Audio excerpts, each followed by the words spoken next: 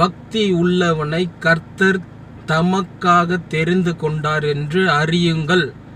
அவன் கூப்பிடும்போது அவனுக்குடைய கூப்பிடுதலை தேவன் கேட்பார் அப்படிங்கிற ஒரு கான்ஃபிடென்ட் உங்களுக்குள்ள இருக்கணும். நமக்கு பக்தி இருக்கு, ஆனால் கடவுள் நம்மளை நேசிக்கிறாரா, அவருக்கு பிரியமா நம்ம இருக்கிறோமா, உண்மையாகவே அவருக்காக நம்ம வாழ்கிறோமா அப்படிங்கிற சந்தேகம் அநேக விசுவாசிகளுக்குள்ள இருக்கலாம்.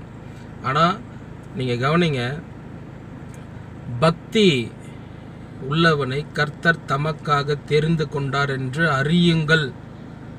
அவன் கூப்பிடும்போது நிச்சயமாக அவனுக்கான பதிலை அவர் கொடுப்பாருங்கிற விசுவாசம், இதுதான் ஒரு விசுவாசிக்குள்ள இருக்க வேண்டிய மிக முக்கியமான ஒரு காரியம். தேவன் அதை தான் நம்மக்கிட்ட என்ன பண்ணுறாருன்னு சொன்னால் வலியுறுத்த விரும்புகிறார்.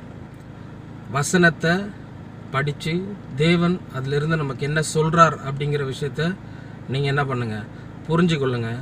மற்றவங்க 1000 பேர் 1000 சொன்னாலும் கர்த்தர் என்ன குறித்து என்ன சொல்கிறார் அப்படிங்கிறது ரொம்ப முக்கியம். நீங்களும் அப்படிப்பட்ட விஷயத்தில் என்னத்தை பண்ணுங்கள், கவனம் செலுத்துங்க. God bless you.